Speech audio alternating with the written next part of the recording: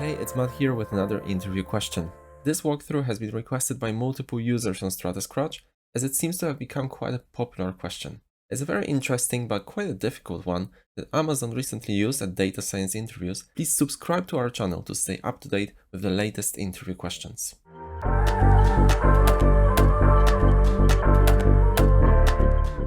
This question has been repeatedly asked at Amazon interviews for data scientists and analysts. The title of the question is Player with the longest streak, and that's exactly what we need to find.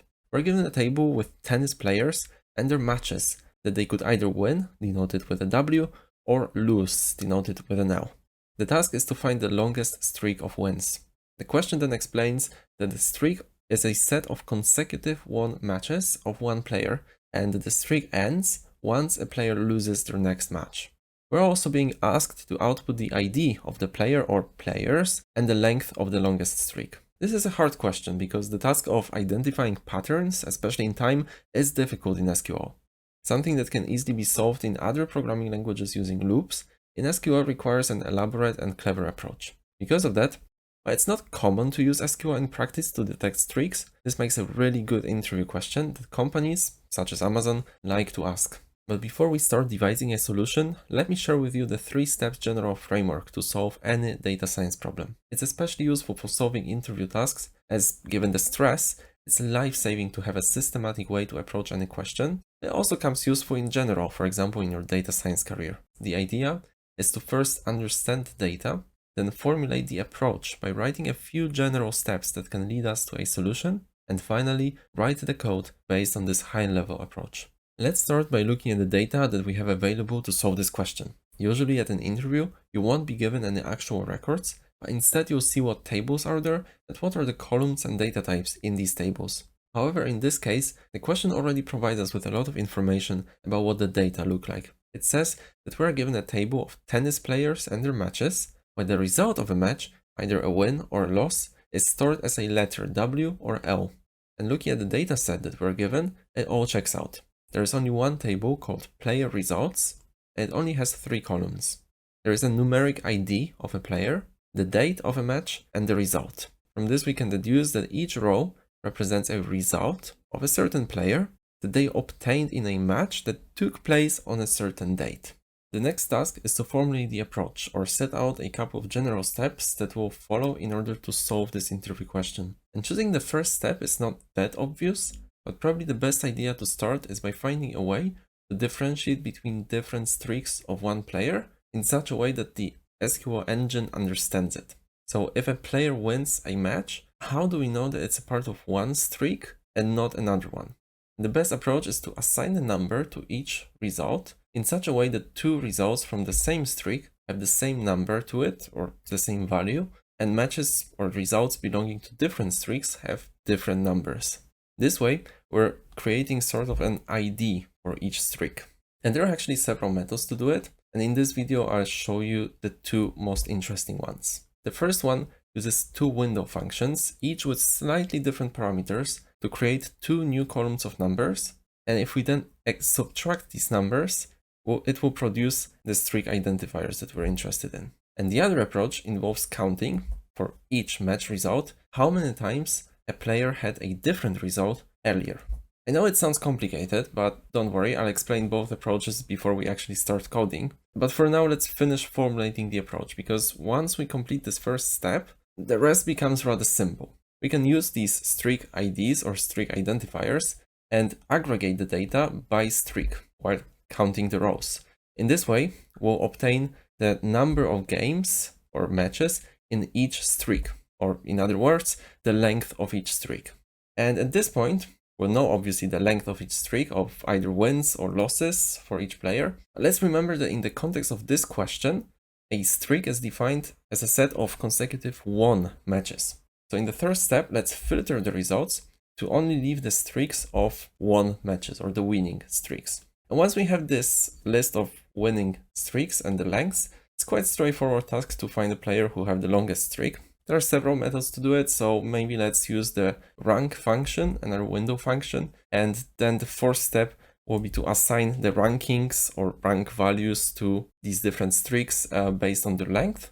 And the final thing to do will be to output the ID of the player or players who have the longest streak, or in other words, all the rows where this ranking value or rank is equal to 1. Let's start with this first approach, and before we start writing the code, let's try to understand this very first step. What does it mean to assign unique ID numbers to different streaks using two window functions? Well, consider this example.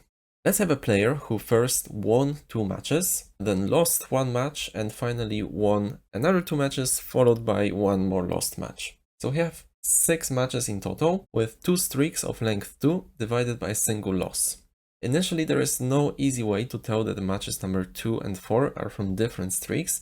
They are both marked with the same letter W in the dataset. But now, let's add for each result its row number. So we're just counting rows, and we have different numbers for each row going from 1 to 6. This is easy. And then we'll do something very similar, but with one little twist. Let's add row numbers again, but separately for won and lost matches. In this case, the 4 won matches, we just count them 1, 2, 3, 4. And now for the lost matches, we start from the beginning. So these get numbers 1 and 2. And now let's subtract the numbers from these 2 columns. So 1 minus 1 is 0, so is 2 minus 2, 3 minus 1 is 2, 4 minus 3 is 1, 5 minus 4 is also 1, and 6 minus 2 is 4. Can you see what happened here? Now all results from the first streak have the same value of 0 next to it, and all results from the second streak have the same value of 1. And this is something that we can use to easily tell these 2 streaks apart. Now, how can we turn this into code? We can start by writing a very generic SQL query that will simply select all the columns from this original table players results. And if we run it, we see just the original table with the 3 columns for ID, date, and result. And we have different results of different matches of different players. And now to assign the row numbers, we need to use the first window function. And as the logic suggests, this window function will be called row number. And this is a window function. So it means that when we apply it to the table, it doesn't change the number of rows. It just adds a new column with some values in it. And it also means that we need to add a keyword over, because this is something that by definition needs to appear in each window function. It also allows us to set some parameters, to specify some parameters. I will, for example, say that we need to partition by player ID. And I'm doing this because unlike in the example that we saw, we only had 1 player. In real data, we probably have multiple players to deal with. And this partition by allows us to reset the row numbering every time we encounter a new player. So for each player, we'll basically start counting rows from 1. And then there's also one more thing to do. We need to sort the values in a specific order. So I will say the order by the date in the ascending order, because it's crucial that we count the matches chronologically, and the earliest match gets a row number of 1. And let's also call this new column something, for example, row number 1. And when I run this code, we can see that we have this new column here. And basically for each player, it just counts the rows from 1 all the way to 10. And then because there is a new player here, this is the first player in this table, and this is the second one. Because of this, it starts counting the rows from 1, and then it goes to a certain value, and then for a next player, it again starts counting at 1. And also it's important to see that all the match results for each player are ordered chronologically from the oldest to the latest. And now we need to add a second row numbering. We need the row numbers again, but with this little twist where we count the wins and losses separately. So we'll need a second window function, again, row number function. It will be very similar to this first one. So I'll just copy it here because we still want to reset the counter for each player and still want to have the matches ordered by date. But what we also want to do is to keep the count separate for won and lost matches. And we can do it by further specifying the partition by clause or statement by saying that we want to partition by player ID, but also by the result of a match. And this means that we reset the counter not only for each player, but for each player result pair. We can call this second column row number 2, and I'll also add a little order by statement here. It's not necessary, it's not really like needed for anything, but I just use it to make the explanation easier, because otherwise the SQL would change the ordering of the rows. So now we can see that for each player, we still have the numbering of the rows that we had before. So for in here, it goes from 1 to 10. But then we also had this new column where we count wins and losses separately. So for this first player, we firstly have the win. So this win gets number 1, then this gets number 2, this gets number 3, and this gets number 4. And in the same manner, we count the losses from 1, 2, 3, 4, 5, and 6, and then again for all the other players. And once we have these two columns, the final task, if you remember, is to subtract the row number 2 from row number 1. And to do this, we can simply copy and paste these two window functions and put a minus sign between them. So here we have the first window function, and here is the second one. And we put a minus sign between them. We can also put them in an additional set of parentheses to differentiate between different terms.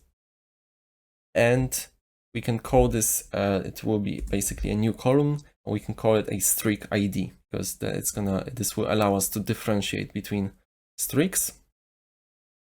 And if we run this code, we can see that again there is a new column. Streak ID is basically the difference of these two columns that we have here. So 1 minus 1 is 0, 2 minus 1 is 1, 3 minus 2 is 1, and so on and so on. And one last thing to do for here is also just for the sake of readability. I will store this whole query that we have here as a common table expression so that we can reuse it later. So it will go like this with, let's call it CTE. Why not? And let's store it as a CTE like this in parentheses. And this means that later we can just reuse this whole query by just simply saying select something from this query CTE, and it will basically return the same thing, but now we can do something more with it, and it will be also more readable. And now that we have this, we can actually move on to the second step, which is to aggregate by streak and count the number of rows. And we can start doing this by selecting some columns. We'll be needing a player ID, a result of a match, and a streak. So in this case, we're selecting the streak ID column. This is this new column that we're creating that identifies a streak. And remember that we want to count the number of rows in each streak to get the length of each streak. So for this, I can use the count function with the asterisk like this. So we're just counting the total number of rows, and I call it a streak length because this is what it symbolizes. And I'm selecting all of this from the common table expression from CTE, which is this thing construction here. It basically means that we're selecting from this query that we have written before. And remember that we want to aggregate the results. So in SQL, aggregation is using a group by clause, and we want to aggregate by streak. So I will use the streak ID because this is this identifier of the streak. But this is actually not enough because remember that streak ID is not necessarily unique. There may be two different streaks that will have the same ID assigned to them, but for example, one may be a winning streak and one will be a losing streak. Or there may be two winning streaks with the same number, but they will be from two different players. So it's important to actually, instead of aggregating by just streak ID, to aggregate by a ID, player ID, match result, streak ID, triple, so to say. And I will also add a little order by clause right here to sort the values just to make an explanation easier again. And one last thing that I want to do is to rename this column here, match result, as streak result. Because right now, in the table that we have right now, in the results, each row represents one result of one match. But actually, after we aggregate the results by streak ID, each row will represent one streak. So it will be more suitable to say and more logical to say that it's a streak result and not match result. But this is just a cosmetic change of a name. And now that we run this query, we can see that we have a slightly different table.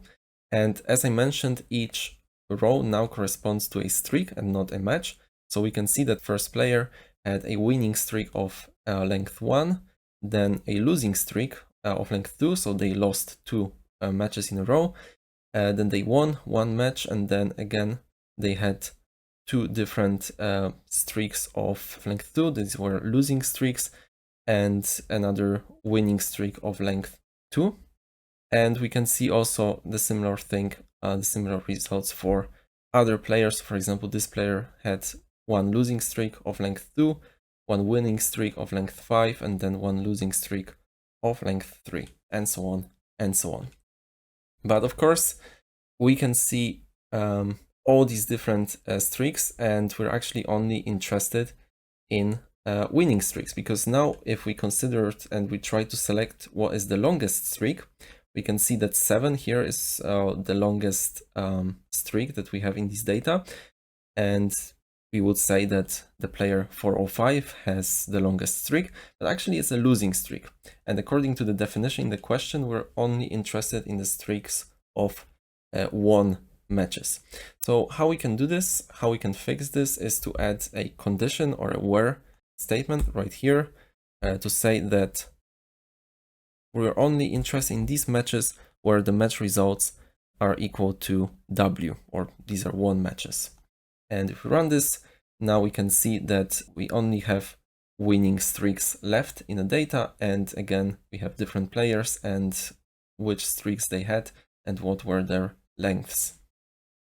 We can already probably see from this table which players had the longest streaks, but of course we still need to write it in an SQL and be able to select these players.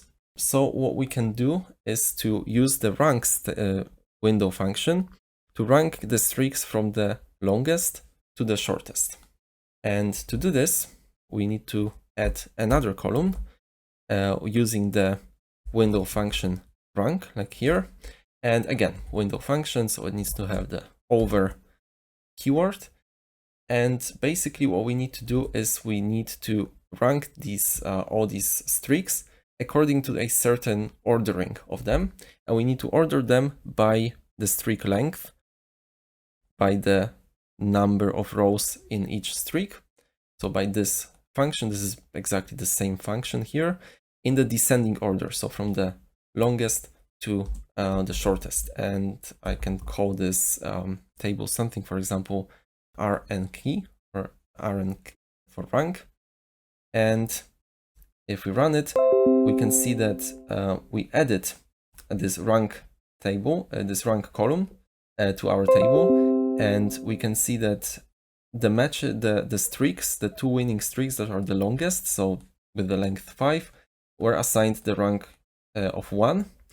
Then we don't have the rank of 2 because actually there were 2 matches with the same rank. So then what this function does, it skips 1, and then the next number is 3. So then this streak here was assigned the ranking of 3. Then there were 3 streaks of length 2, so these were assigned the ranking of 4, and so on and so on. But this already is very important to us because now we have these 2 longest streaks with the same ranking of 1, and we can use this to select them in the next query. So in order to do this, we need to add so-called an outer query. So this thing here that we wrote, it will be actually the inner query. I'll put this comment here to make sure that this is the solution to this step that we have defined. And this whole query that we have written, it will actually be the subquery from which we will be selecting something. So I can put like this, select something from, and I will put as from this entire query that we've just written. So this query that results in this table. And so what I'm actually selecting is what the question asks me to select. I'm selecting the distinct player ID and the streak length. And I'm using this keyword distinct because maybe one player will have multiple streaks of the same length, and then we would see this row repeated, but we don't really want this in the final results. So this is why it's better to use the keyword distinct here. And I'm obviously selecting it from this query that I've just written. So from this query that gives me all these rankings. And obviously I'm only interested in these rows where the ranking value is equal to 1. So these are the matches or the streaks which are the longest. And now if I run this, I have the solution to the interview question, because we can see that we have only 2 rows, and we can see that players with IDs 402 and 403 both had the longest streak, and the length of the streak was 5. So this is the entire solution to this interview question using this first approach. So we're assigning the identifiers for the streaks using the difference of 2 window functions, of 2 numbering of rows. And now we also have this second variant on how we can solve this interview question. So again, let's start with an example to visualize what will be happening in the first step. Again, we have one player with 6 matches and 2 streaks of length 2 divided by a single loss. But this time, let's assign the number of previous different results from the perspective of each match. So for the first 2 matches, this player hadn't lost before, so these will get both the number 0. Then for the third match that was lost, we see that this player previously won 2 matches, so this loss gets a number 2. And before the 2 next winning games, the player lost 1 time in total, so these both get a number 1. And finally, prior to the final lost match, this player won a total of 4 times, so here this match will get a number 4. And now, as you can see, the entire first streak is where the number is equal to 0, and the entire second streak is where the number is equal to 1. And this will be our streak ID this time. Unfortunately, even though this approach may seem more logical or straightforward than the previous one, coding it proves to be more difficult or convoluted. I'll start by writing a very generic and simple query, like last time, just selecting all the columns from the original table. No surprises here, just the original table. But this time I will give the table an alias cur results for current results, because what we'll be actually doing is we'll be taking the rows from this table and comparing them with the rows from, well, the same table. But since we'll be using this table twice in the same query, we need to give it different names. And what I will do next is I will add a new column to this query, but I will actually add it in form of a subquery. So this here, this inside of these parentheses, is basically an entire query, but it will appear, since this is in the select clause of the outer query, it will appear as just one column. And what's going on here is we're using a count function to count the number of rows in this, again, players results tables, the original table. And this time I gave it another alias, prev results for previous results. And so this whole query will simply return one number right now, just the number of rows in this table. But since I added it as a column, it will return this number for each row. So if we run this query, we can see that it added a new column, and it basically says 49 all over, because it means that this table just happens to have 49 rows and it's just counting them. So we're actually not interested in the total number of rows, but we're interested in the number of previous different results. So in order to get to this number, we need to add a few conditions, and we'll add them here in the subquery in form of the where clause. And we can, for example, say that in both the current result and the previous result, the player ID should be the same. So because we have different players, we're only interested in the numbers from the same player. So if you run it, now the numbers in this new column have changed a bit to either 10 or 9, because it means that these players, for example, the player number 401 has 10 rows or 10 matches, but for example, player number 404 has 9 columns or 9 matches. And this is what this function is counting and returning. And now we can add another condition that says that we're only interested in the matches that happened previously. So we can say AND, so that using the operator AND, so that both the conditions need to be satisfied. And it says that the date of the previous match should be earlier or equal to the date of the current match, current result, which makes sense.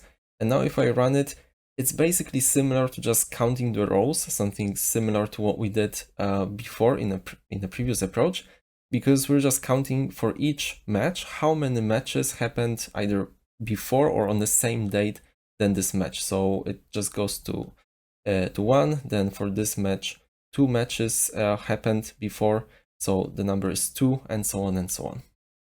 So this is okay, like we're counting how many matches happened before, but we're only interested in matches that had different result. So we need to add one more condition, this time that says that the match result of the previous match is different, this means different, than the match result of the current match. And now if we run it, we can actually see that, well, before this winning, there were no lost matches by this player, so the number is 0. Then they lost 2 matches, but before they won 1 match, so the number is here 1.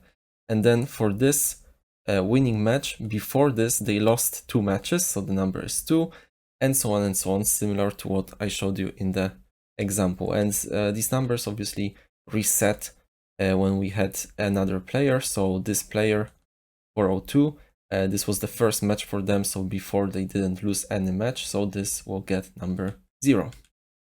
And this is something that we can use as the streak ID. So I will add the name here that we know already, streak ID. And this is basically the same column now with a different name.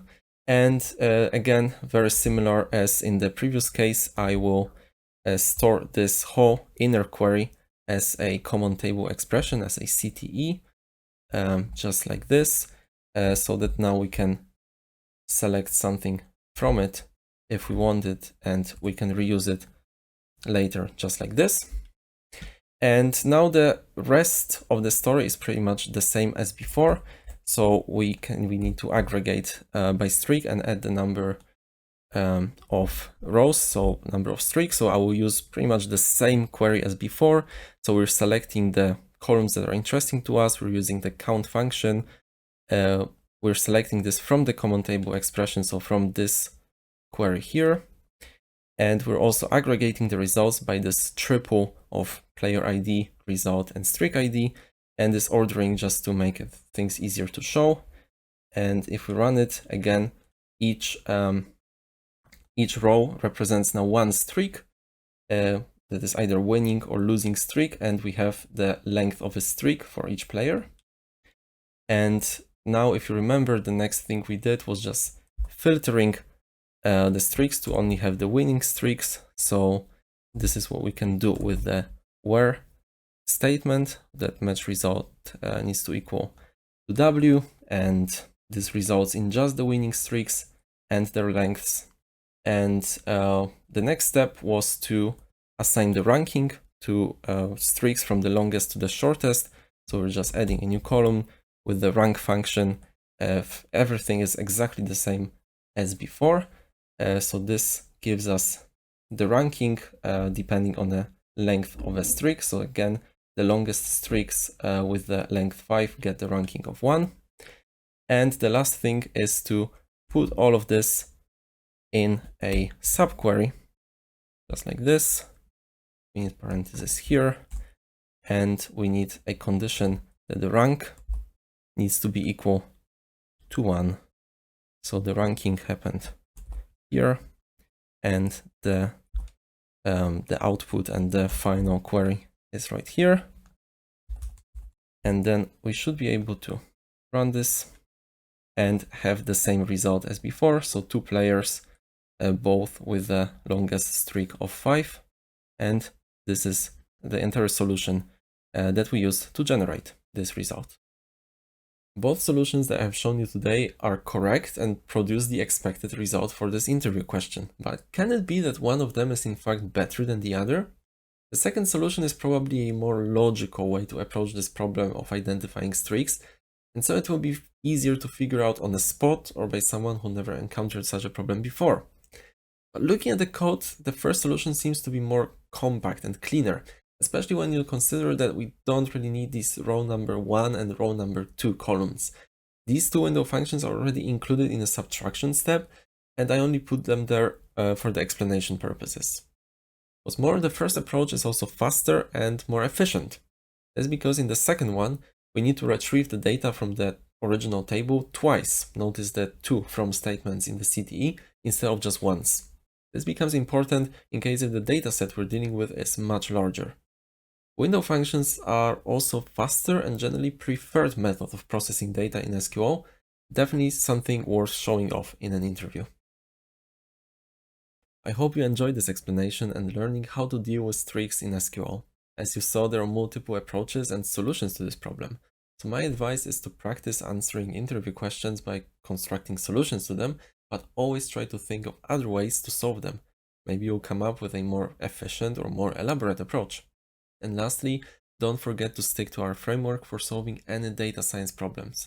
It will make your interviews and your career much easier. Once again, you start by examining and understanding the data, you then formulate your approach, the few general steps required to solve the problem, and finally, based on these 2, you can write your code step by step. That's it from me today. If you'd like to see more videos like this one, check out our channel and our playlist with many more data science interviews questions. Also, make sure to subscribe to our channel to stay up to date when we publish new content. Thanks everyone.